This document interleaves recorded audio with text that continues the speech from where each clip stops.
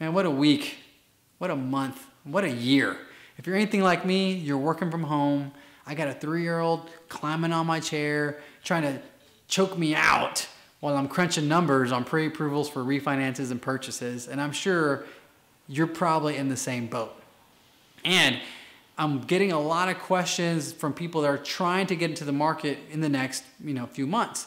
Well, right now, we're all living in a weird time, as you're living through it as we speak. And there's 2 words that are really having a big effect on the market.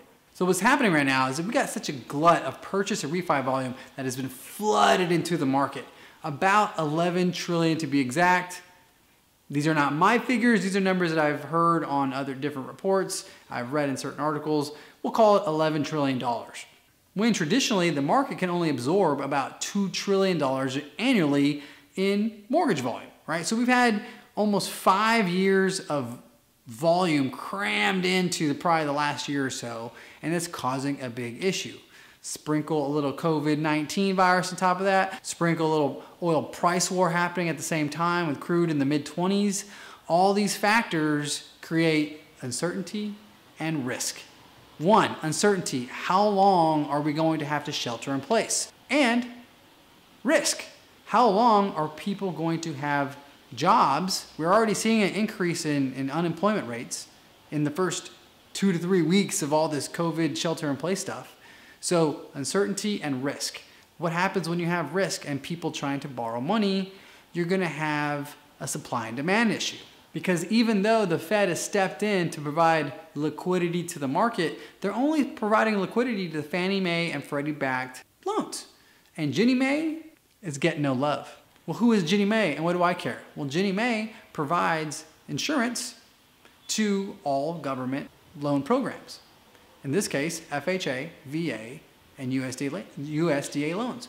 Right now, those loans are considered risky products. So in a nutshell, they can't be sold. So lenders, whether it be a mortgage company or a bank, are having to increase their rates a little bit to slow down new incoming government loans into the system because no one's willing to buy them.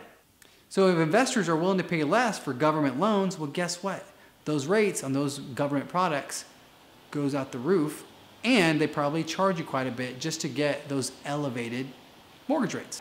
Well, the truth is no one has any certainty of what's happening, not only in the stock markets and the economy, but especially in the mortgage markets, because there are going to be so many differences right now from one lender to the next to the next. Some lenders are not going to do any FHA products right now, while others are willing to take that risk. Some lenders may go all the way down to 580 scores. Other lenders that would traditionally do 580 scores are now having to put a temporary stop sign on what loans they can and can't do because there's just no investors to buy these loans, which has an effect on the mortgage market. Other than that, keep these 2 keywords in mind: uncertainty and risk, and both of them have an effect on what a borrower may or may not be getting qualified for at this given moment.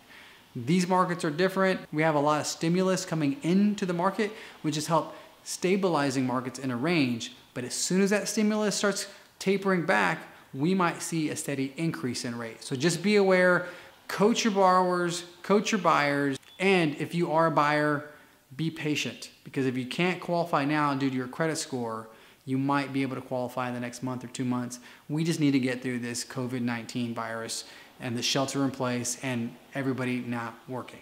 Well, that should do it for today. The big question is, how long will all this last? All I know is it's gonna last longer than this tattoo that I got of Buzz Lightyear with my daughter on day 1. And here we are already going into week 3, day 21. And this tattoo is still alive and kicking. So I do know that all these changes and all this volatility will last at least a little bit longer than this tattoo. Thanks so much for watching. Stay tuned for other videos. If you have any questions, shoot me a DM, reach out, ask a question, post a comment, and we can go over any question you have. Thanks again. We'll talk to you soon. Stay safe.